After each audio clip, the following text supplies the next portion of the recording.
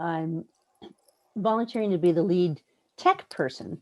I wouldn't say I'm the lead speaker at this point because I'm happy to work with the team of Diana and Chris in pulling this together. And I think you'll get a sense of our different gifts as we go through this.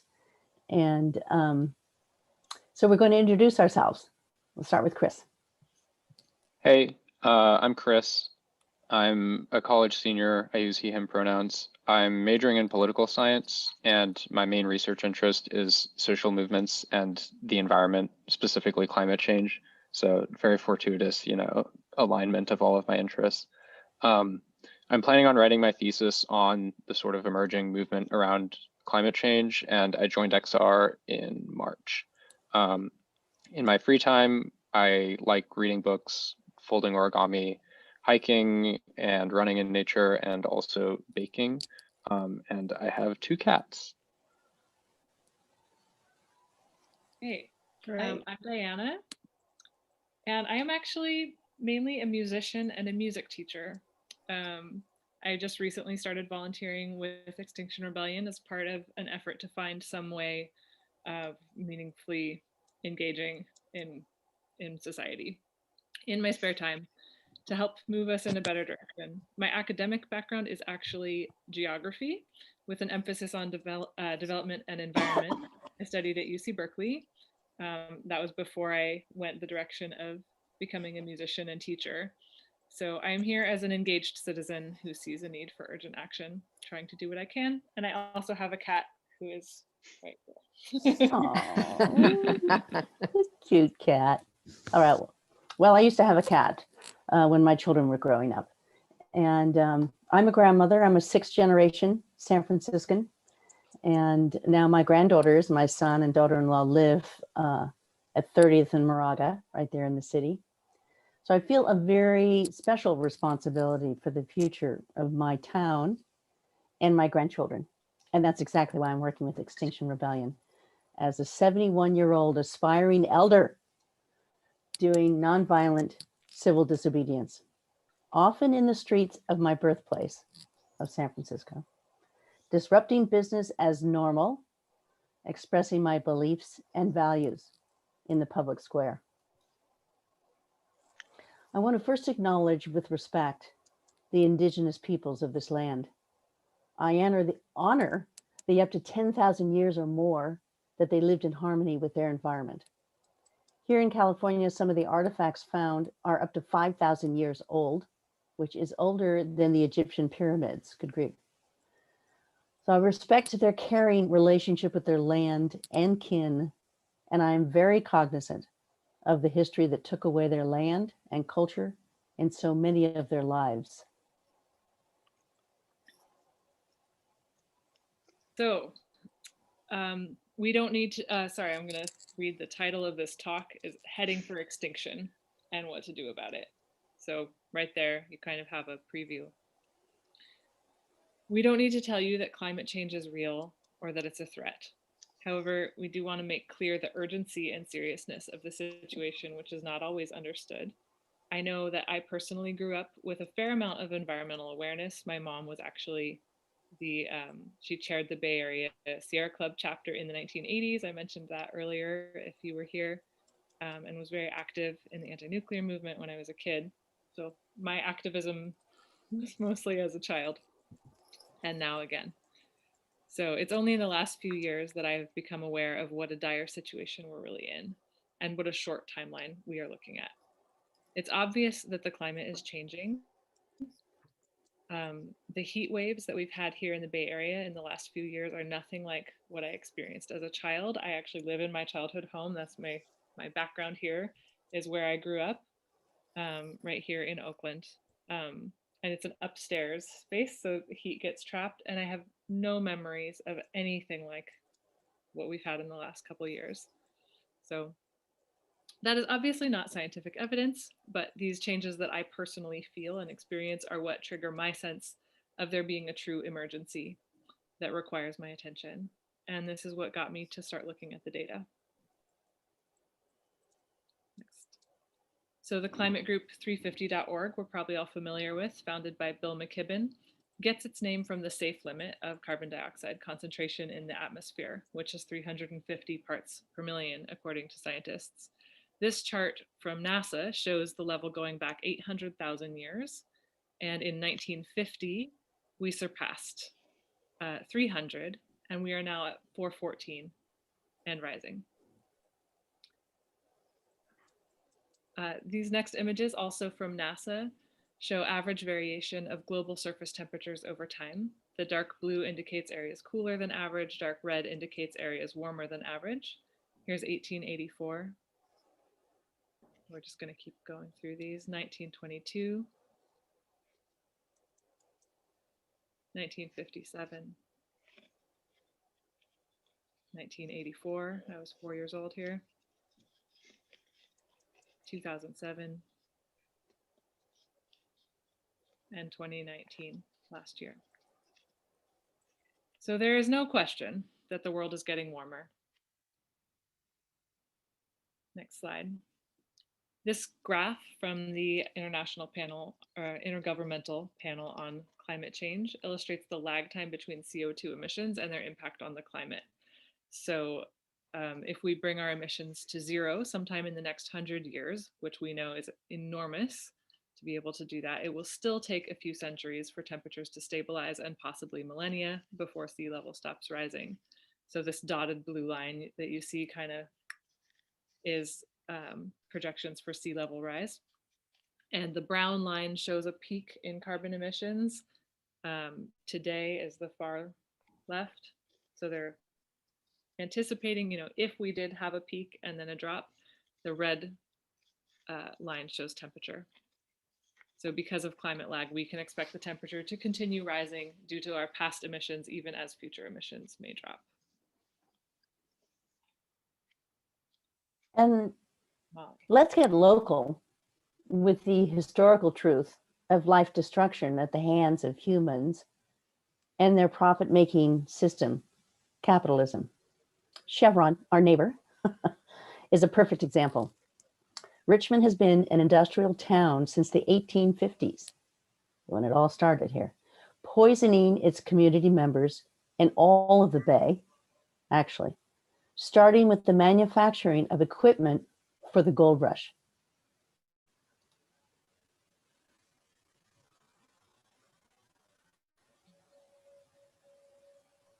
So coming back to, this is another slide from 350.org.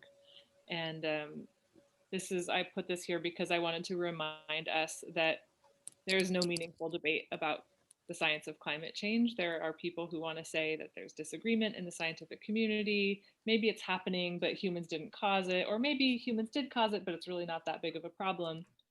But just to remind us, there's 97% consensus among scientists that climate change is happening, caused by human activity. So this is something we're probably all pretty familiar with, but I think it's important to remember that Exxon and other fossil fuel companies have spent millions of dollars to manufacture this debate, sowing misinformation, and their own studies have made clear since the 1980s that global warming is real, caused by the extraction of fossil fuels. They actually started raising their oil rigs in anticipation of sea level rise, while simultaneously trying to tell the rest of society that this wasn't happening.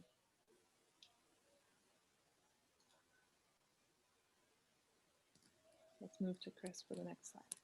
Yeah, great. So we've sort of given, this is obviously like a very brief overview of climate science, right? We want to focus this part of the presentation on what does climate change actually look like in the Bay Area, right? And so Molly talked about Richmond, and I'm going to talk about two other things that we all think are sort of the main ways that climate change impacts the Bay. The first one, in case you couldn't guess from the really obvious image, is wildfires. And this is just an image from the most recent fire season, the Sizu lightning complex that was in the Santa Cruz Mountains. Yeah.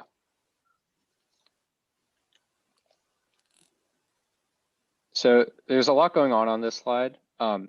Basic idea that we're trying to convey is that there's a ton of different ways in which rising temperatures cause more wildfires. You have snow melting sooner, so forests are drier, more liable to catch fire. You have way more droughts, right? We had like a 7-year-long drought that only ended a year or two ago.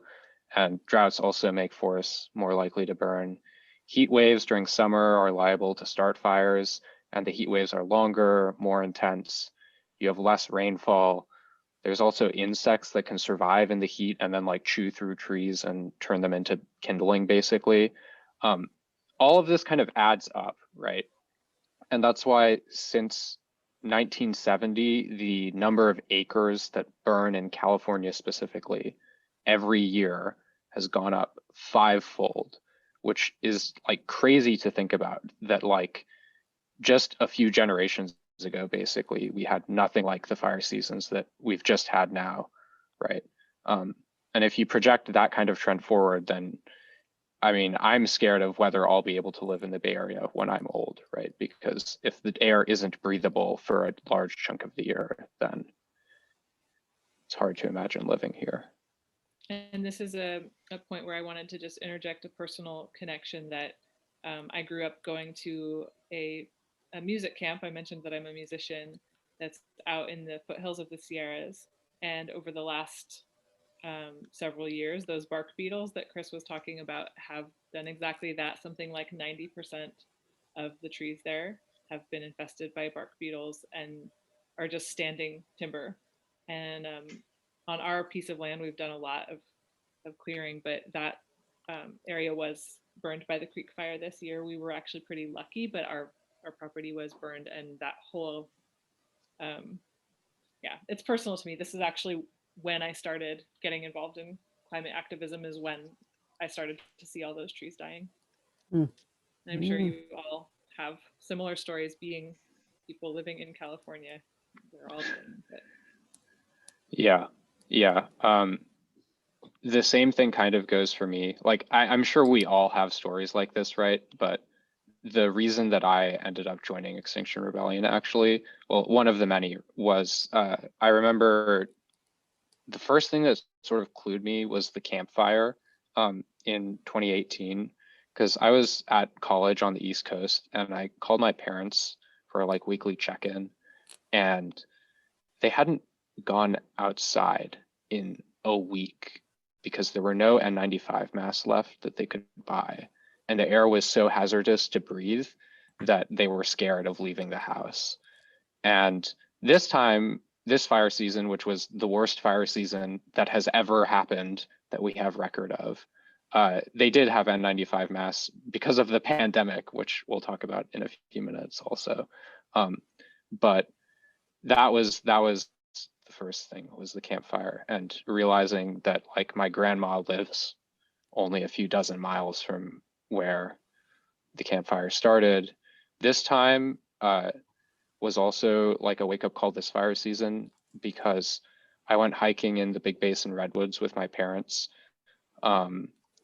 and 2 days later, the area that I had been hiking in, which is like this massive 10,000 acre state park, all of it was on fire from the Sioux Lightning Complex. Most of the trees did survive though, because they were alive, and redwoods are very resistant to fire sometimes. But that was like shocking to me, that it could happen like right where I had been days ago.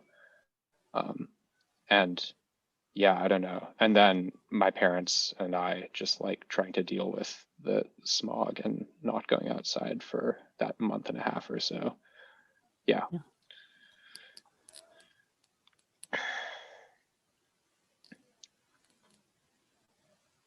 So the next thing that we're going to talk about in terms of like how climate change impacts us in the Bay Area is sea level rise. I mean, like this, we all know how it works, right? You have higher temperatures at the poles, ice melts, ice turns into water, the oceans go up. The thing that really surprised me when I actually dug into what I could find about this with respect to the Bay is just how seriously Northern California gets impacted by sea level rise. So on the next slide, which should show up now, yeah. These are two maps of different temperature changes. So on the left, you have 1.5 degrees Celsius. On the right, you have 4. 1.5 is what is normally called the safe limit of warming. And the thing that really shocked me when I saw this for the first time is like at both levels, but especially at 4, you get large chunks of the peninsula, South Bay and East Bay end up underwater, basically. That's not surprising though. That was kind of what I was expecting. What I wasn't expecting is that at 4 degrees, I hope you can all see this, that Sacramento is underwater because you have this like massive new body of water just like out east from where we are. I was dumbfounded. And the other crazy thing that you'll notice is that even at 1.5 degrees of warming, which is normally considered like what we're shooting for, right? This is our goal. You still end up with this giant body of water that could put some cities underwater. Like I think Stockton's right on the border. Yeah. Oh, Tracy. Yeah. Sacramento is basically a coastal town in that 1.5 degree. Yeah. So another aspect of climate change that we want to talk about, it's a little less local, but we're all experiencing it, is the coronavirus pandemic. So my experience is that people tend to talk about this unrelated to climate change. It's like another thing. It's its whole own thing. There's this pandemic, it's random, there was a virus, it got loose. However, I think that these are closely linked. So this image that we're looking at is the title from an article that discusses several epidemics over recent decades and their relationship to human-driven habitat destruction. Quoting directly from the article, the basic summary, research suggests that outbreaks of animal-borne and other infectious diseases like Ebola, SARS, bird flu, and now COVID-19 are on the rise. So even if these two things were not causally related, although I think that they are, another question to look at with this pandemic is why don't we react to the public health threat of climate change with the same urgency and willingness to sacrifice that we have used to fight this pandemic? I believe we need to look at the coronavirus pandemic not only as a symptom of a much greater problem of ecological breakdown, but as a call to action that goes far deeper than simply mitigating damage and hoping for a vaccine to save us. Although I am hoping for a vaccine. So I see this as part of what Joanna Macy calls the great unraveling. If you're not familiar with Joanna Macy, I'm guessing most people in this room would be, but she's an incredible spiritual teacher, guide, activist. So the great unraveling that hopefully becomes the great transformation. Things don't collapse all at once. Each part of the system is connected, and we can't always predict exactly how things will fall apart, but there's a pattern emerging, and the damage that we are causing to our life support system is becoming impossible to ignore.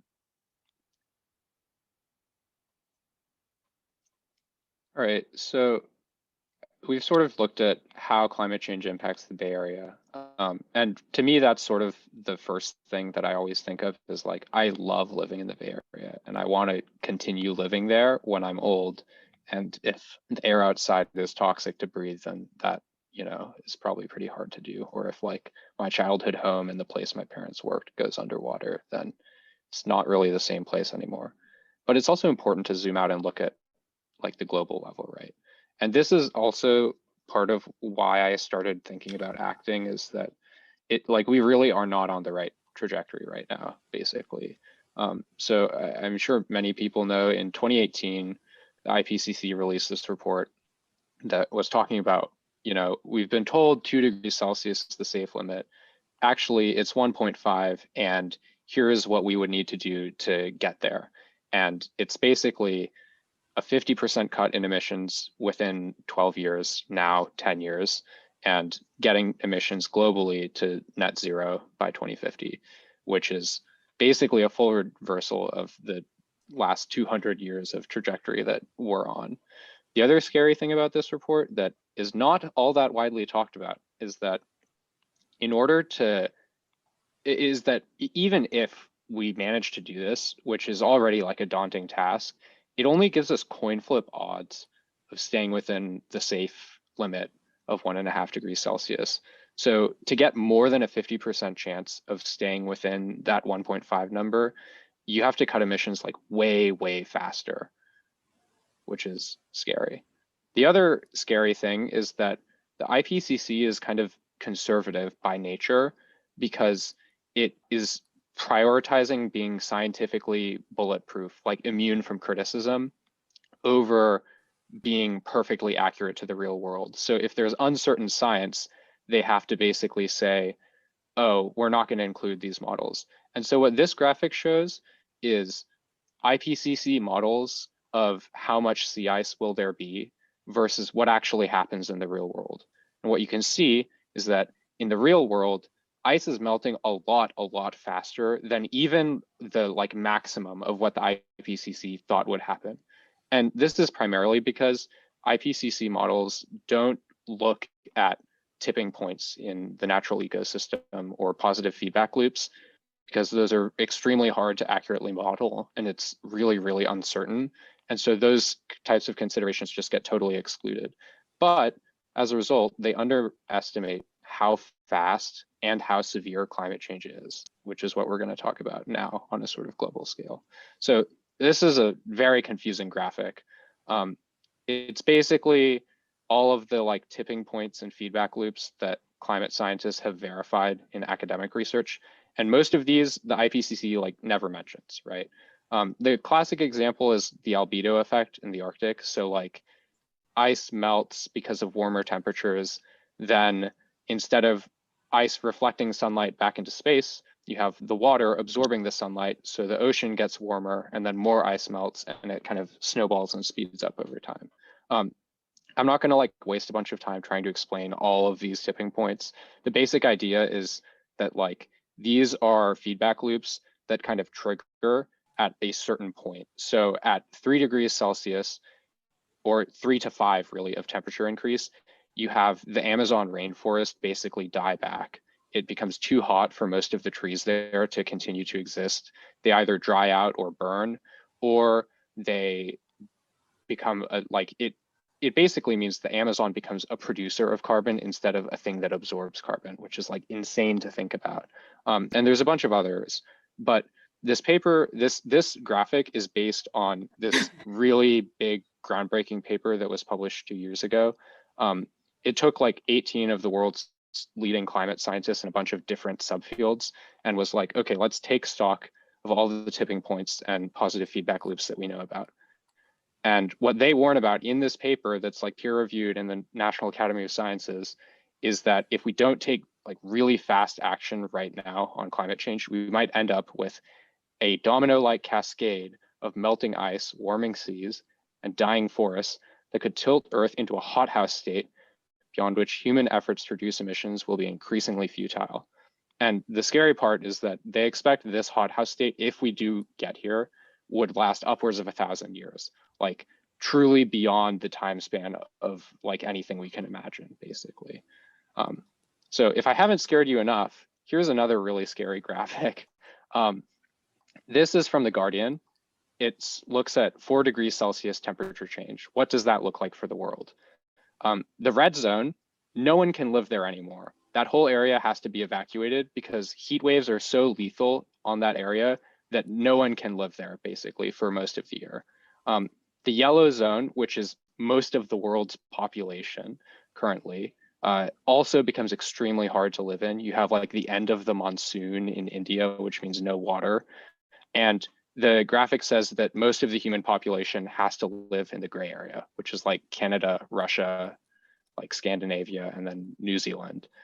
You also have Southern Europe, like Spain, Italy, Portugal, turn into the Sahara Desert. It just like moves northward, which is not something I realized was possible to happen, but apparently it is. And the scary thing is that this is what we're looking at by the time I die, basically. This could be the world that I grow old in.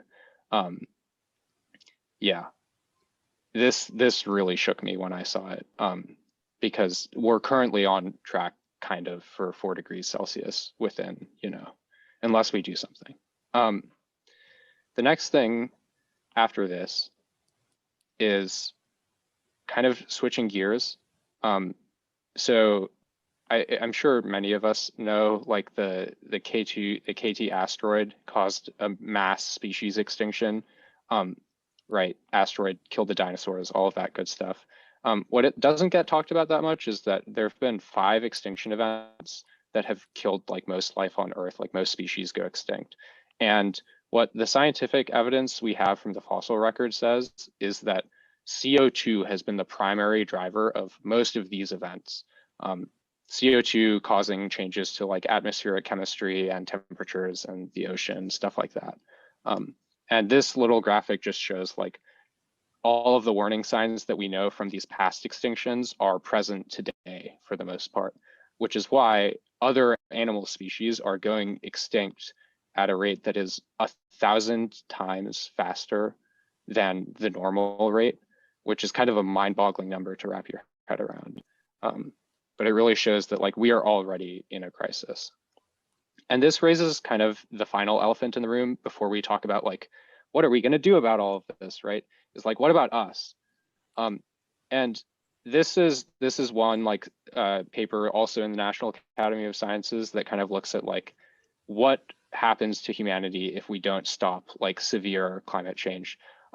And this paper basically concludes that once you go past 5 degrees Celsius, you might just have no more humans, because like 75% of the world gets exposed to lethal heat waves for like months out of every year, like really crazy stuff. And it's like such a small number, but really what it means is that like 5 degrees Celsius in the summer, it means like 20 degrees higher heat waves because of like temperature variability.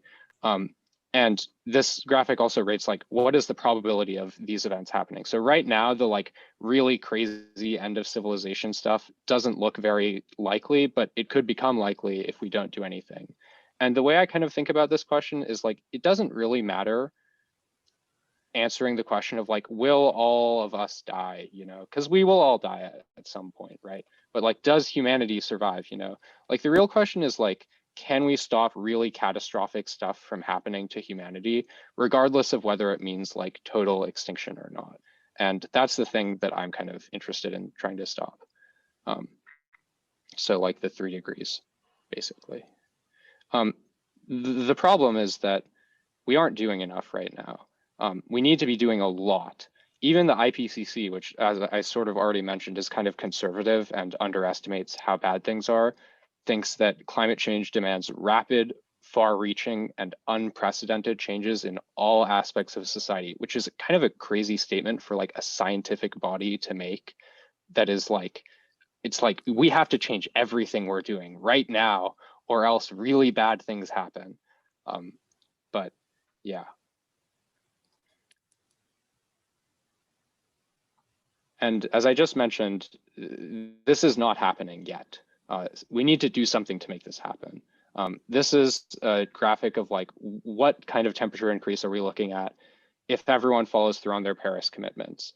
And basically, currently we're looking at 3 degrees Celsius higher temperatures by 2100, which is the catastrophic thing from the scientific paper looking at human survival. And I read recent research like a month or 2 ago that said we're actually on track for 4 degrees Celsius.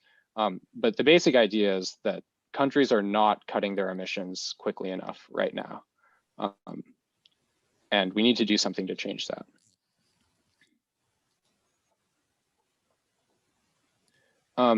And what I sort of came to the conclusion of when I like read all of this just like info dump that I just gave you, this like very sad, depressing information, right, is that we need a new approach because politics as usual it's failed, it's not working, right? James Hansen, who is the director of NASA, testified to Congress in 1988 that climate change was real, human caused, and very dangerous. In 1992, we created the UNFCCC, which is like the UN body that oversees climate stuff. It's responsible for the Paris Agreement, Kyoto, and this was all 30 years ago, basically. And since then, globally, we are burning twice as much carbon today per year as we were then. So even despite like huge public awareness campaigns, lots of lobbying efforts from amazing green nonprofits, even despite politicians who we thought would do something, like even with lots and lots of effort has been poured into this problem, right? You have like lots of renewable energy that is helpful, but even despite all of this, the last 30 years has just not worked. And so what we've sort of concluded at Extinction Rebellion is that we need something else. And the answer that we've come up with is basically like nonviolent direct action and social movements. So that's what we're going to talk about now. So before we do that, before we just go right from, oh no, there's a problem, fix it, I want to invite us to just take a moment and feel what we just talked about, the weight of this and the grief that for me, I know has been huge when I really look at this. We are talking about an unlivable planet within a few generations, and I'm looking at within my lifetime. And certainly any of us who have children, grandchildren within their lifetimes. So I want to just take a moment of silence before we move on.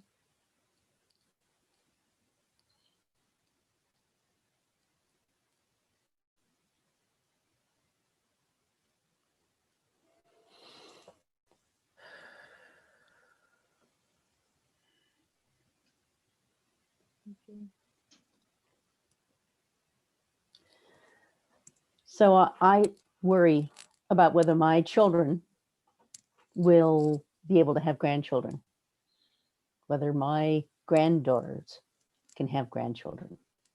My daughter has already thought that she would not think it's responsible to bring children into the world.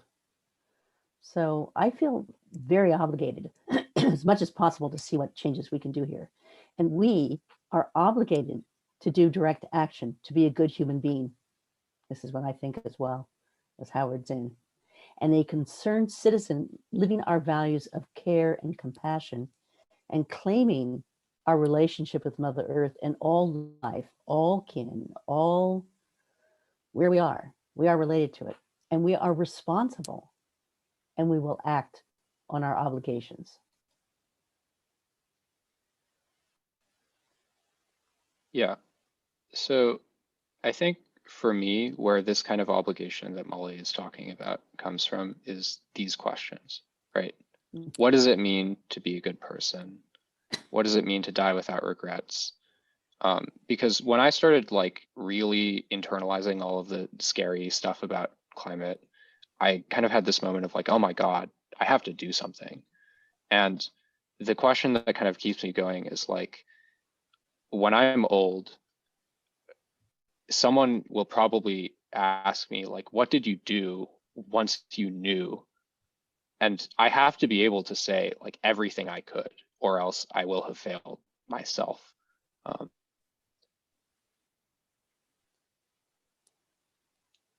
So true. So real, Chris. Thank you. So I decided I want to be with an organization who's asking these kinds of questions. And I'm glad to be with others who have moved to act based on their values and beliefs, taking a moral and ethical stand for the good of future generations, and developing the resilient strategies to do everything possible in our work and actions. And I think it is essential that we will unite Black, brown, white, class, nationality, or gender. Every one of us, together, we can do it.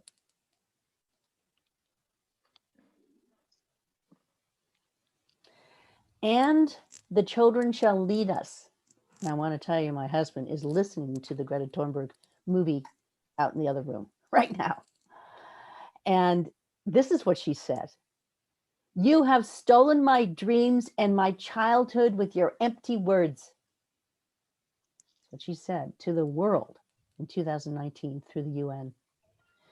We are in the beginning of a mass extinction, and all you can talk about is money and fairy tales of eternal economic growth. How dare you? How dare you, the youth tell us. Wake up. This is our future. This is our lives. This is the future of the world. Wake up, and how dare you do nothing? So I will say there are people who've been doing things. And I say the saints shall show us how to do it. As good citizens and good people, we must act with moral responsibility.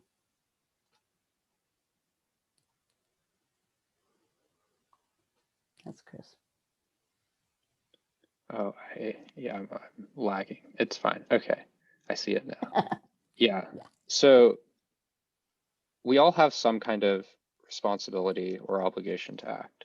And the question is, if politics as usual is not enough to get it done, it's not enough to bring emissions to zero, then what is? And at XR, we think our answer is pretty simple and straightforward, which is direct action, civil disobedience, like grassroots social movements, basically kind of going back to the roots of part of like what has made so many movements successful throughout history, particularly like the environmental movement in the US.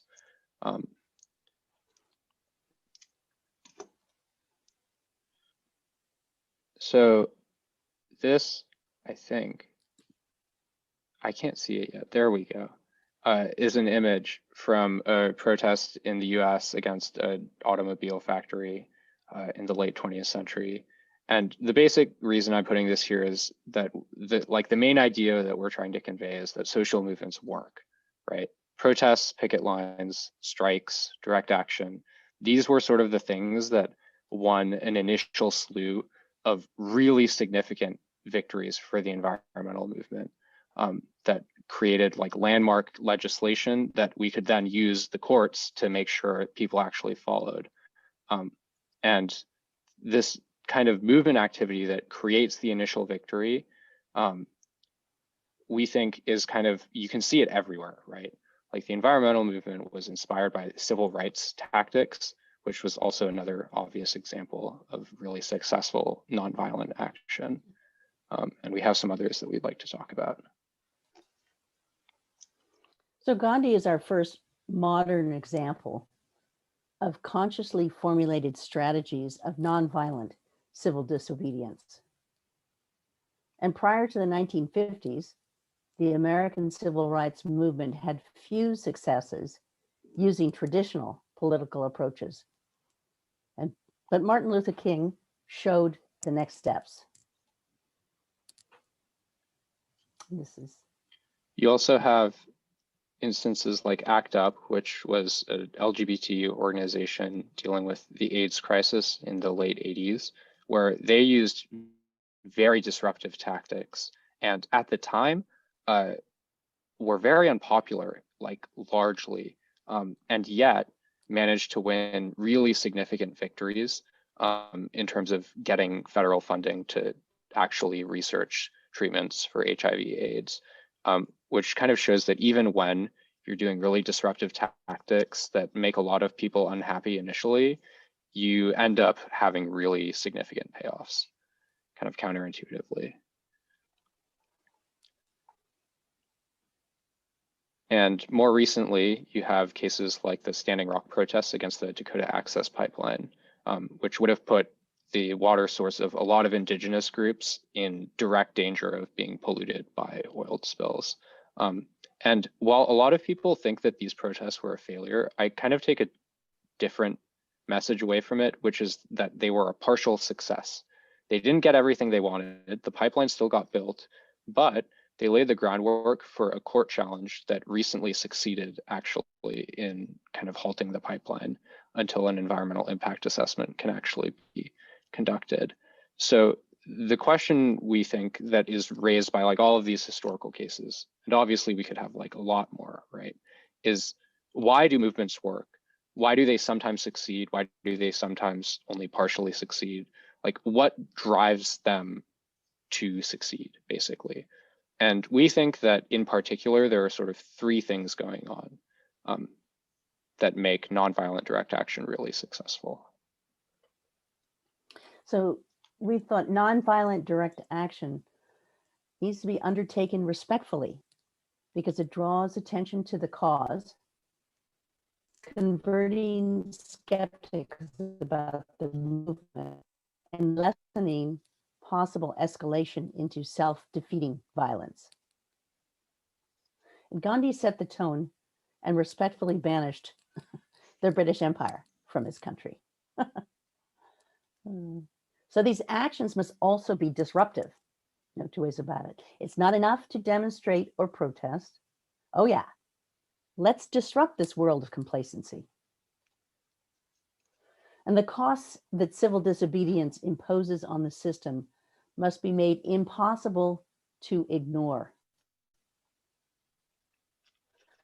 And beyond their beauty and camaraderie, successful actions must be sacrificial.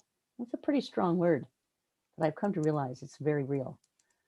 Demonstrators accept the consequences of their actions with dignity and an understanding that perhaps everything must be put on the line to defend the sacred.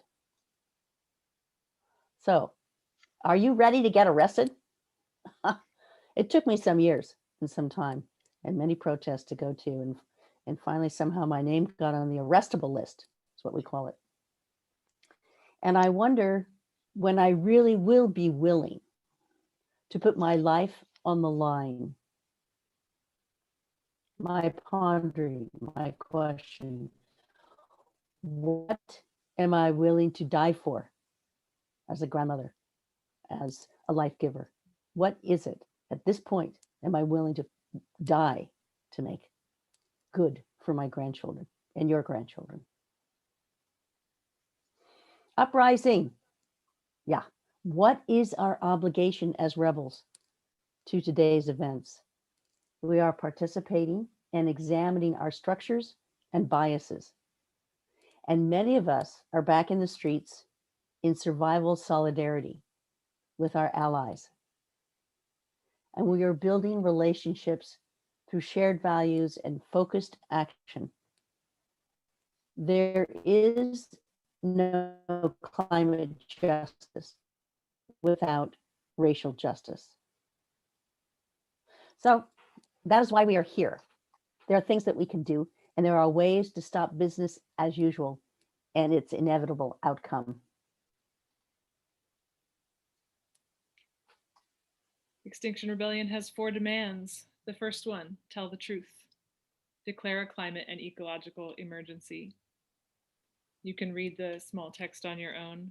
This is an absolute minimum. There's a movement to declare climate emergencies around the world. Resolutions have been adopted. We have one in Berkeley, we have one in Oakland, and this is an important starting point. We need to face and name the situation plainly before we can begin to truly address it. Demand number 2, act now, halt biodiversity loss and go carbon neutral by 2025. As Chris mentioned earlier, the IPCC demands of a 50% reduction by 2030 is not good enough. That gives us a 50-50 chance of meeting that 1.5 degree target, which even if we get that 50-50 chance right, and we get that 1.5 degrees, that gives us Sacramento becoming a coast town. And we're at 1 degree now, and we already know what that feels like with the fires, with the pandemic. So the IPCC demands are not enough. We know that this is a tall order, but we need to listen to the science and ask for what we need, not what we think is politically realistic. Number 3, beyond politics, create a citizens' assembly for climate and ecology. This is a really cool one. I had never heard of this concept before working with XR. A citizens' assembly is basically like a jury where randomly selected citizens are tasked with making legal policy decisions. There are examples of this system. You could look up the Sortition Foundation. Sortition is another name for this selection process. Chris, you told me that this is in Ireland. There are successful examples of this. This is not something I know deeply about, but I am aware that studies have found that citizens, when informed by experts and given the opportunity to debate and examine the issues, will make much better decisions than current our current system where career politicians are too easily corrupted by lobbyists and the commercial interests they rely on for campaign funding. So this is an important part of the strategy. And number 4, a just transition. This one is worth reading because it has been a source of some contention within XR. And we believe that the 4th demand is an essential piece of the work we are setting out to do. So I'm going to read this to you. We demand a just transition that prioritizes the most vulnerable people and Indigenous sovereignty, establishes reparations and remediation led by and for Black people, Indigenous people, people from the global South, and poor people for years of environmental injustice, establishes legal rights for ecosystems to thrive and regenerate in perpetuity, and repairs the ongoing ecocide to prevent extinction of human and all species in order to maintain a livable, just planet for all. So that was a lot. The core is just, we cannot treat climate justice as an isolated issue. We have to also address the social inequities that are part of the same problem. So number 1, tell the truth. 2, act now. 3, citizens assembly. 4, just transition. I'm going to read this. By joining together across racial lines, we can reject those trying to divide us, reduce racism, and nurture a society that simultaneously saves our planet and values each and every family, Black, brown, and white. So we were discussing this. This is not just a moral matter, although it is a moral matter. We believe it's also pragmatic from a strategic standpoint to build the largest possible coalition because we are all truly in this together. Chris is going to tell us about the history of XR. Yeah. So we've sort of talked about what XR wants to do about climate change and what our demands are. Briefly, right, we did not start in the US. The original XR group started in the UK, actually. And after they built up a lot of numbers, they mobilized across all of London.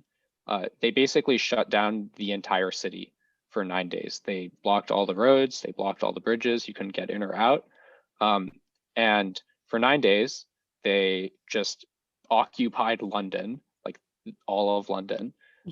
And then eventually the conservative government run, I think by Boris Johnson at the time, although it might have still been Theresa May, came to the negotiating table.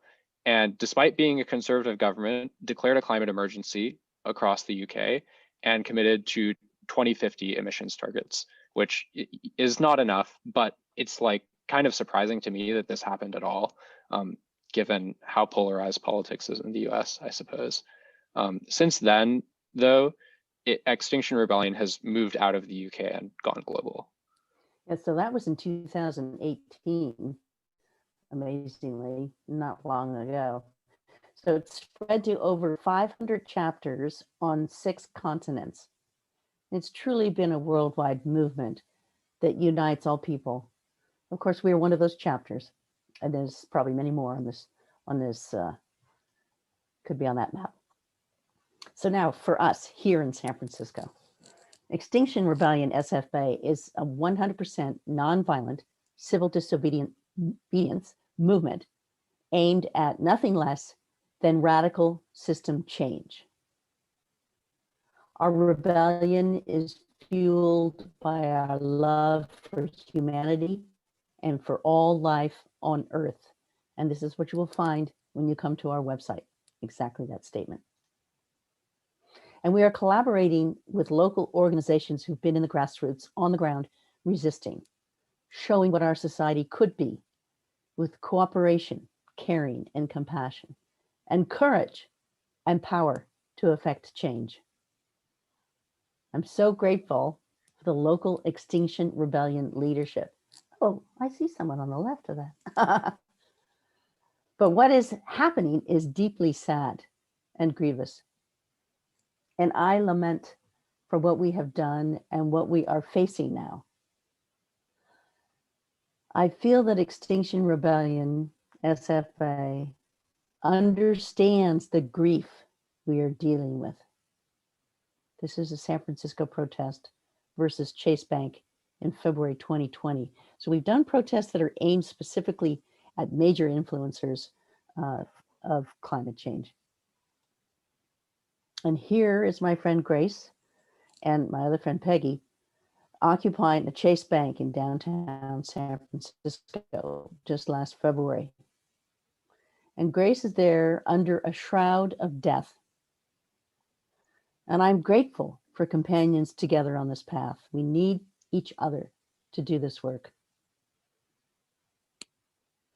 We are acting to unveil the myth-truths and the invisible harms suppressed by our society. We use our voices to declare that we will no longer put up with what is happening. We see it, we embody it, we'll tell the truth about it, and we'll change it. And these are our guides, the women who've been on the front lines for generations and generations versus colonization. And they've been my guide in activism because they have always been the protectors of Mother Earth. And they're still on the front line. Thank you for your leadership. And there they are. This is the climate strike. They were in the very front. Protect. Yes, they will protect our world and have been. We need to pay attention and listen. And this is one of our first protests. We do assemble, we disrupt, we love. And this is so great, right near the San Francisco Civic Center. How about that word truth on the wall of the building? Good stuff. So these are some more examples of action photos that we've done. So London, should I just go through these, Chris? London again. People, a link to the video of the Chase Bank action that we weren't able to include the video in the presentation. So that link is now in the chat for you if you're curious to open it up and watch it later. So great. It's 4 or 5 minutes, very professionally made. I said 2 minutes, I lied. Oh, 2 minutes. Anyway. I could be wrong. No, it's short and very exciting. And we have some professional actors and actresses working with us. So it's been a very rich relationship for all of us here in San Francisco. So we're just getting, a little sense of what it's been like. New York was the first chapter in the United States. And Los Angeles, I think, was close to being the second one. And then we were just after them. Oh, there's our dancers. There's the murals. Oh, right. This is so great. I think I was there. I was definitely at this one. See the top? Tell the truth. Divest from fossil fuels. And I think this was at a Chase Bank. And they trespassed to get on the roof of the building. But there are solutions to this situation. We have to see the vision and commit to it and act on it. So nonviolent civil disobedience is one flame used to get it done. Now we understand why Extinction Rebellion started and spread like wildfire across the globe. But right now, SFBay is opening its strategies to include more visible alignment with regenerative actions. Yeah, what is it we could do to make a better world aside after we protest and get it changed? So we offer many ways for XR rebels to learn, be together, act together, building the culture we wish to live in. We are building our infrastructure internally in San Francisco and our presence here. So yes, you can join us individually. We can be in alignment as organizations. We live with purpose to transform our society. Welcome to the disruption and regeneration. Extinction Rebellion for life and for love. Yay. And then it's a good time for questions. I do have 2 slides here talking about the next possible steps that you could do. Let's take a quick look at that. Might answer some of your questions. Go to our website, go to an orientation. We do have 10 principles besides the 4 demands. And all we ask is that you join, that you say that you will act according to the principles and the demands. And then you have a one-on-one discussion with the Welcome Working Group. And I want to tell you that's how the 3 of us got involved.